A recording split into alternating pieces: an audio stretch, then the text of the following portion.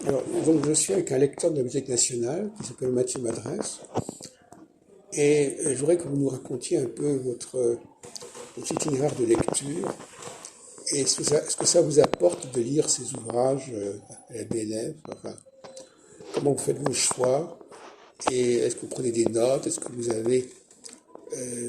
quelles sont les lectures qui vous ont le plus frappé depuis que vous faites cette expérience de lecture?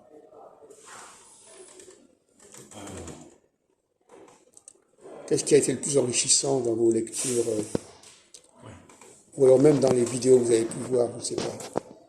Parce que vous fréquentez également la salle des... Je fréquente aussi la salle de vidéo, Oui. d'audiovisuel. Parmi les films que j'ai vus qui m'ont le plus marqué, il y a Le Dernier Empereur de Bertolucci.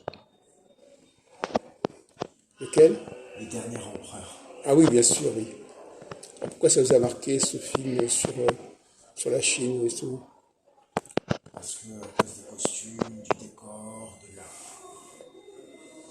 de l'évocation de la Chine ancienne au début du film, de la cité interdite.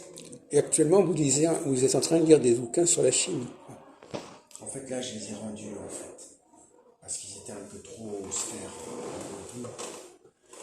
Et j'ai l'intention de me tourner vers la littérature anglaise. Comme je veux beaucoup voyager, je souhaite apprendre l'anglais pour lequel j'ai déjà des bases, mais que je parle pas couramment et que je lis pas couramment très très bien en fait.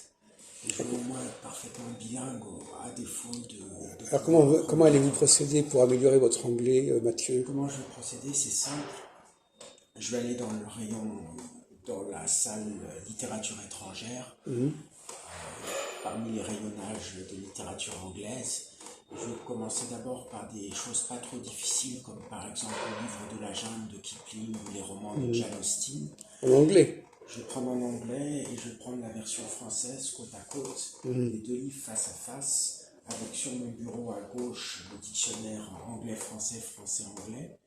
Et je vais traduire de l'anglais au français et du français à l'anglais, alternativement en vérifiant les deux versions. Mais là, vous ne serez pas familier avec l'oralité. Pour l'oralité, en fait, je me suis dit que j'allais reprendre les méthodes assimiles, que j'allais les travailler dans la salle d'audiovisuel du Red Jardin, et que j'allais aussi regarder des films en salle audiovisuelle avec des sous-titres anglais et la langue anglaise parlée.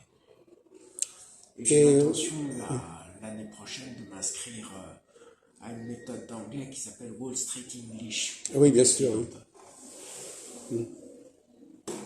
D'accord. Mais vous avez quand même une certaine connaissance de l'anglais actuellement. Oui, j'ai une connaissance de l'anglais, mais qui est quand même très lacunaire. Et quand je suis face à un anglais, j'ai beaucoup de mal à le comprendre, en fait. C'est parce que c'est à l'oralité. L'oralité, mais je ne le lis pas couramment, donc j'ai pas tous les éléments en Enfin, main. malgré tout, quand vous lisez un texte anglais, il y a beaucoup de mots qui se ressemblent au français. Il y a des mots qui ressemblent au français, mais ils ne sont pas forcément employés dans le même sens qu'en français, en fait.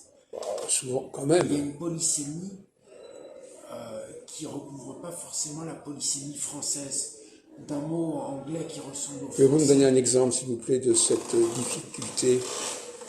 Pourquoi il y aurait des faux amis entre le français et l'anglais? Souvent, les mots ont à peu près le même sens dans les deux langues, quand même. Vous êtes bloqué là-dessus. On vous a mis dans la tête que c'était, même si c'était des mots qui se ressemblaient, ça n'avait pas le même sens. Où est-ce que vous avez été chercher ça? Forcément, en fait, ça peut avoir le même sens, mais ça peut aussi ne pas avoir le même sens. On peut Oui, les mais employer enfin, au sein il ne faut pas que ça vous d'expressions. bloque là-dessus.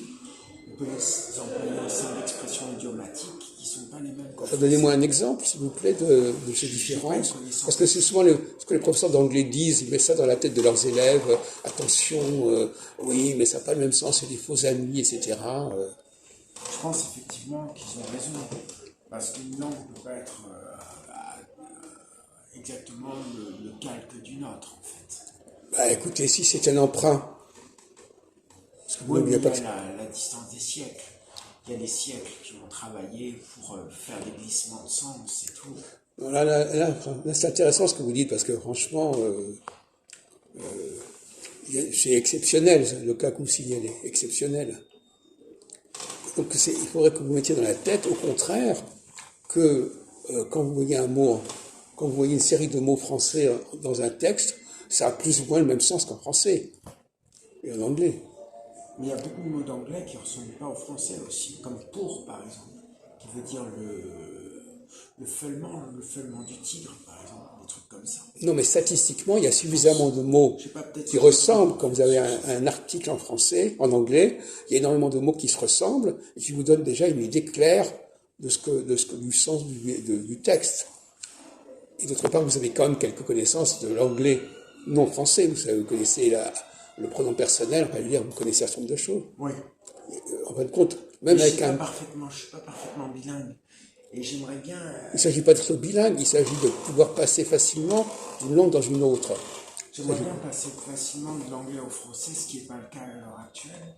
Et à mon avis, je vais devoir, pour acquérir cet automatisme, je vais devoir beaucoup travailler en fait. Non, moi je ne suis pas d'accord avec vous. Je pense qu'au contraire, vous devriez vous exercer à essayer de lire des textes anglais et de les rendre en français avec ce que vous voyez, avec ce que vous comprenez. Faites des versions de l'anglais vers le français, vous verrez que c'est beaucoup plus facile que vous ne croyez. Du thème, peut-être. Pourquoi pas du thème? Là, je commence à m'énerver là-dessus parce que sur ce sujet, j'entends beaucoup d'énormités. Je peux vous assurer que 90% des mots qui se ressemblent dans les deux langues ont la même signification. Donc là, vous avez mis dans la tête je ne sais pas quoi. D'où vous sortez ça? C'est une invention. Prenons le mot table. Table. C'est le même mot, ça a le même sens. Oui. Bon, alors pourquoi vous racontez? Donnez-moi un exemple que vous n'avez même pas capable de dire, de deux mots qui se ressemblent et qui n'ont pas le même sens. C'est abracadabrant comme théorie. Je sais pas. Non, mais d'où ça sort, ça? Vous mettez dans la tête des trucs complètement fous. Moi, ça me paraît logique. Non, mais logique, c'est pas logique. Deux langues sont différentes. Mais écoutez, je crois qu'on va arrêter la conversation là-dessus. Ça me paraît logique. Je vous dis que c'est pas une question de logique ou pas logique. Ce sont les mêmes mots qui se retrouvent dans les deux langues parce que les Anglais ont emprunté énormément de mots français. Et il n'y a pas de raison qu'ils aient trouvé des sens différents, puisque en fin de compte, quand on emprunte un mot, c'est pour lui donner le sens qu'il a dans la langue originale. C'est pas, les gens se compliquent pas la vie à prendre un mot et lui donner un sens différent. Moi, je trouve des difficultés à l'anglais, en tout cas. Bon, écoutez, je crois que je vais m'arrêter parce que